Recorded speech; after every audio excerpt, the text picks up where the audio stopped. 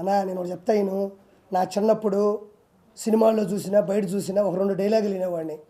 మనిషికి కావాల్సింది అధికారంలో ఉంటే ఏమైనా చేయొచ్చు, రెండోది డబ్బు ఉంటే ఏమైనా చేయొచ్చు.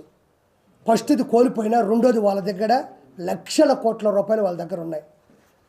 డబ్బుతో కాంది ఏదీ లేదు అన్న రెండో సామెతను వాళ్ళు తీసుకున్నారు. ఏంటంటే ఈ 5 సంవత్సరాలు వాళ్ళు ఎలా బతికారంటే యమదొంగ సినిమాలో ప్రియమణి గారిని కాపాడడానికి జూనియర్ ఎన్టీఆర్ గారికి వచ్చినప్పుడు పందులు బలిసినట్టు చూడాలి. ఒక 5 మంది ఉంటారు, గుర్తుందా మీకు? పాప ప్రియమణి గారిని అల్లాడిస్తుంటారు 5 మంది, జయప్రకాష్ రెడ్డి గారు. అప్పుడు జూనియర్ ఎన్టీఆర్ గారికి వచ్చి బెల్ట్ తీసుకొని కొడుతుంటాడు. 5 మందిలో వీళ్ళు ఒకటే, ఆ పేరు నాని, కొడాల నాని కావచ్చు, మా అనిల్ కుమార్ యాదవ్ కావచ్చు, ఈ అంబటి రాంబాబు కావచ్చు, పందులు బలిసినట్టు బలిశారు. ఆంధ్రప్రదేశ్ డబ్బులు తిని పందులు బలిసినట్టు బలిసినారు. ఇప్పుడు జూనియర్ ఎన్టీఆర్ గారిలాగా ఇప్పుడు అసలు శిశులని మనిషి వచ్చాడు. వాళ్ళకి ఏం చేస్తున్నామో తెలియనటువంటి ఆలోచనలో ఇప్పుడు ఎవరో పాపం ఒక అతను అన్నాడు, రే ఏందిరా నీకు నాకు ఉన్నట్టే అంటున్నాడు, అదిరా అంటున్నాడు, ఇదిరా అంటున్నాడు. మగాని నేను ఒకటే అంటున్నా, వాళ్ళు నిన్ను చాలా సభ్యతంగా చాలా మాట్లాడారు, చాలా మంచిగా క్వశ్చన్లు అడుగుతున్నారు. నీ ఆక్రోశం ఎవరి మీద ఎలాగక్కాలి? వాళ్ళకి చెప్పాల్సిన సమాధానం చెప్పి నీలో నువ్వు మాట్లాడుకొని నువ్వు ఏం చేయాలో అది చేయాలి తప్ప నన్ను ప్రశ్నించకూడదు, నన్ను ఎవరూ ప్రశ్నించకూడదు. అదే విజయసాయి రెడ్డి ఇన్ని మైకులు పెట్టుకొని ఏ రోజైనా మాట్లాడినాడా? ఎప్పుడు చూసినా సాక్షి పెట్టుకోవడం, సాక్షిలో పొరపాటు మాడితే ఆయన ఎడిటింగ్ చేసుకోవడం, ఎంత బాగుందో ఆయన విజలు కొట్టుకొని అందులో ఎట్టేవాడు. అందులో కూడా మనం బాధపడాల్సింది, ప్రెస్లో కొంతమంది కూడా అదేదో అంటే తెగనవేరు. యూనిటీ మీలో మిస్ అయితే మీరు కూడా అందరికీ చీప్ అవ్వడం అనేది చాలా చిన్న విషయమే, మనమే సంగడాగిపోతాం. ఎన్ని చేయలేదా అలా? నెల 10 రోజులే ఇల్లు వేయను, పేడ తెచ్చుకున్నాను, నీళ్ళలో కలిపాను, కింద జల్లాలా, ముగ్గెయ్యాలా. ఇంకోటి మనకు రాజధాని లేదు, ఇంకోటి డెవలప్మెంట్ అసలు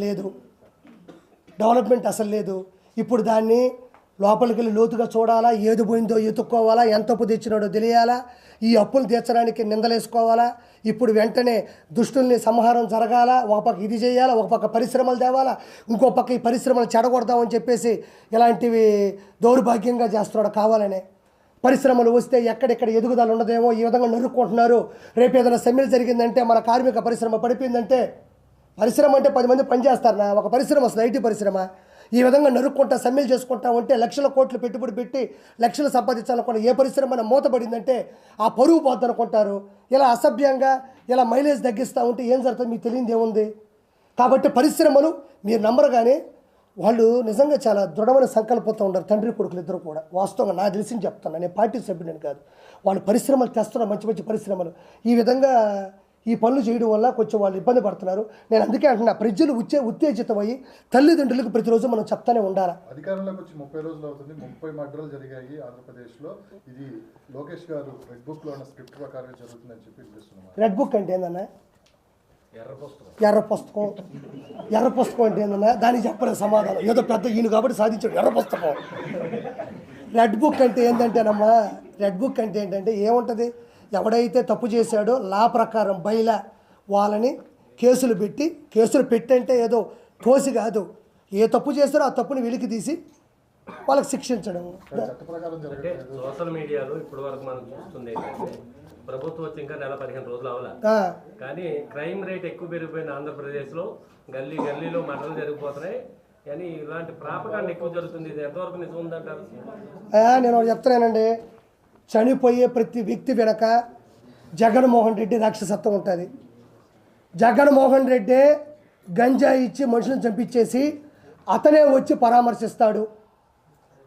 ఎప్పటి వరకు జరిగిన వినాలా, ఎక్కడ వరకు అడగ వినాలా, అది ఇటు వచ్చి అందరం కలిసి మాట్లాడదాం.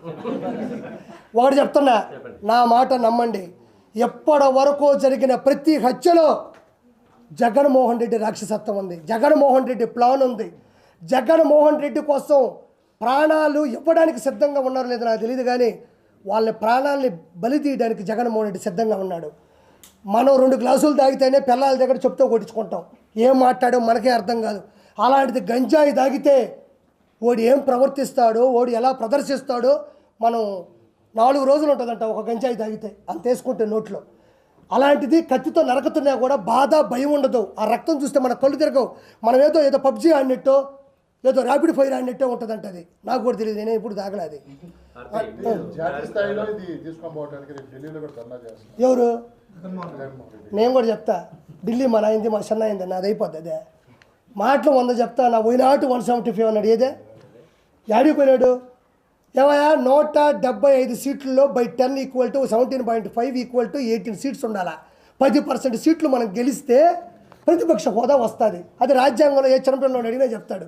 నాకు ప్రతిపక్ష హోదా కావాలని ఆడస్తాడు కింద పడి. చాక్లెట్లు అడుగు. రెండో బలమైన పార్టీ కాబట్టి నాకు ఇవ్వాలి అంటున్నారు కదా జగన్మోహన్ రెడ్డి. అవునబ్బా, రెండో బలమైన పార్టీ ఏంటి? సీఎం పదవే తీసుకో. చంద్రబాబు నాయుడు గారు ఇంకేదైనా కుప్పంకు పోయి ఏదైనా పాపము ఏదైనా చిన్న పని చేసుకుంటాడు. ఏవయా అలాంటప్పుడు ఎన్నికలు పెట్టడం ఎందుకు, ఎలక్షన్లు పెట్టడం ఎందుకు, క్యాంపెయిన్ చేయడం ఎందుకు, పాటలు కొట్టించి జబ్బుకు జబ్బుకు జబ్బుకు జగనన్న జగనన్న జగమంతా ఎందుకు పెట్టాలా? బలమైన పార్టీ అయితే నువ్వే ప్రెస్ మీట్ పెట్టుకొని, నువ్వే ఒక అసెంబ్లీ కట్టుకొని, నువ్వే మీ వాళ్ళని పెట్టుకొని డబ్బులు వేసుకొని కొట్టుకో. ప్రతిపక్ష హోదా అంటే బై 10% సీట్లు ఉంటేనే వస్తారు.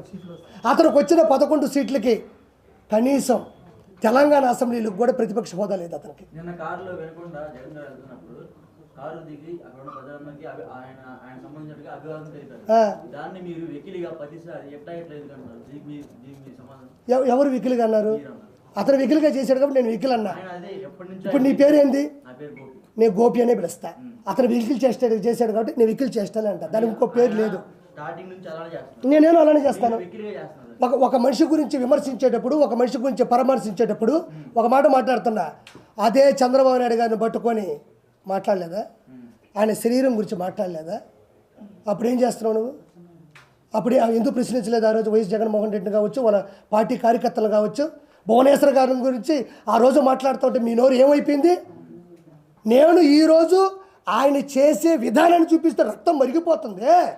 ఆ రోజు భువనేశ్వర్ గారిని పెట్టుకొని నిండు సభలో ఒక ఆడ మనిషిని సంస్కారంగా మాట్లాడిన వ్యక్తులు ఆ రోజు వల్లభనేని వంశీ మాట్లాడిన మాటలు నా నోటుకుండా చెప్పాలా? ఆ రోజు ఎందుకు ప్రశ్నించలేదు? ఒక బాడీ ఇలా చేస్తాడంటేనే రక్తం మరిగిపోతున్నప్పుడు ఆడవాళ్ళ గురించి మాట్లాడుతున్నప్పుడు ఏం చేస్తున్నావు నువ్వు? ఆ రోజు జగన్మోహన్ రెడ్డి ముందాగావా? ఆంధ్రప్రదేశ్కు ముందా పడుకున్నావా ఏంది? రాయపోటు అరుణ్ గారి గురించి వర్రా రవీంద్ర రెడ్డి పెట్టి కామెంట్లు చూపిస్తా, వాడికి సమాధానం చెప్పు. రా నా పక్కన కూర్చొని ఇద్దరం కూర్చున్నావు. శ్రీరెడ్డి పెట్టిన బూతులు నీకు నేను వినిపిస్తా. నువ్వు జస్ట్ నేను ఎలా అంటేనే నీ ఫీల్ అయిపోయినప్పుడు ఆడ మనిషిని అవయవాల గురించి, ఎస్పెషల్లీ రొమాన్స్ గురించి నేను ఇట్టంటే వచ్చిందా? రా నేను చూపిస్తా. నువ్వు నేషనల్ మీడియాని తీసుకొస్తావు, నువ్వు నాతో ఎదురుగా కూర్చోవు. నేను మాట్లాడడానికి ఒక్కదాని సమాధానం చెప్పు నాకు చూద్దాం. బాడీ షేములు నీకు బొళ్ళు రండి సార్, బొళ్ళు వచ్చింది, గంట గంట గంట గంట కూర్చోలేవు నువ్వు, ముసలి నా కొడక వినండి సార్. ఏం తప్పే జరిగింది తెలియాలి కదా ప్రజలకి. ఆయన అడిగాడు, నేను సమాధానం ఇవ్వాలిగా. నేను తప్పించుకుని వెళ్ళాల్సిన అవసరం ఏమన్నా మామూలు బూతులు ఈ రోజు కాదండి, రేపైనా అవే మాట్లాడతారు అసెంబ్లీలో వాళ్ళు. ఈ రోజుతో ఆగిపోతుంది. వెండిపోటు పొడిచాడు, గుంటిపోటు, ఈ రోజుతో ఇవి ఆగవో. నన్ను అడిగాడు కాబట్టి నేను ప్రశ్నిస్తుండా. చంద్రబాబు నాయుడు గారిని వయసు తారతమ్యాలు లేకుండా ఎన్ని బూతులు మాట్లాడినారో. పవన్ కళ్యాణ్ గారి గురించి 3 పెళ్ళిళ్ళు మాట్లాడుతుంటే ఏమైపోయింది? 3 పెళ్ళిళ్ళు సభ్య సమాజంలో ఆయనకు నచ్చల, విడాకులు తీసుకున్నాడు, బయల్లా లాయర్ని పెట్టుకున్నాడు. వాళ్ళు పడ్డారు, వాళ్ళు ఏరే పెళ్లి చేసుకున్నారు, పిల్లకాయలు కనుక్కున్నారు. ఏదో బుల్లెట్ తగులుతుంటే హీరోకి చివరిలో నొక్కుతుంటారు చూడు, అక్కడ నొక్కితే హీరో కింద పడుతుంటాడు. ఈరోజు ఏమైంది? ప్రెషర్ కుక్కర్ పేలింది. పవన్ కళ్యాణ్ గారికి 100% వచ్చింది. వైఎస్ జగన్మోహన్ రెడ్డి గంజాయిలు ప్రేరేపించే ఈరోజు ఈ విధంగా జరుగుతున్నాయి. నేను ఎప్పుడూ ప్రెస్లో ఎవ్వరు ఏ సమాధానం అడిగినా నేను నిలబడే చెప్తా. నాకు తెలియదు అనేదంటే ఏది ఉండదు. మీరు ఏదైనా అడగండి. జగన్మోహన్ రెడ్డి అన్నారు, జగన్మోహన్ శ్రీరెడ్డి నన్ను అనిందయ్యా, మా ఇంట్లో ఆడవాళ్ళని అనిందయ్యా. నేనేమన్నాను? వేమిరెడ్డి గారి గురించి తప్పుగా మాట్లాడితే ప్రసన్న కుమార్ రెడ్డి నేను మాట్లాడినా. ఇప్పటికీ ఎవరు గుర్తించట్లేదండి శ్రీరెడ్డిని? గుర్తించే అవకాశం ఉందా? ఎవరు దేనికి ఎట్లా గుర్తించట్లేదు? గుర్తించాల్సిన సమయంలో అధికారంలో ఉన్నారు. ఇప్పుడు పోయిన తర్వాత ఏమిస్తారు? జగన్మోహన్ రెడ్డి గారు అసెంబ్లీకి వస్తారా రారా అని చెప్పి మీరు క్వశ్చన్ చేశారు. ఇవాళ వైఎస్ఆర్సీపీ పార్లమెంటరీ పార్టీ సమావేశం జరిగింది. ఆ సమావేశంలో చాలా స్పష్టంగా చెప్పారు జగన్మోహన్ రెడ్డి గారు, అసెంబ్లీకి వస్తాను ఈ సమావేశంలో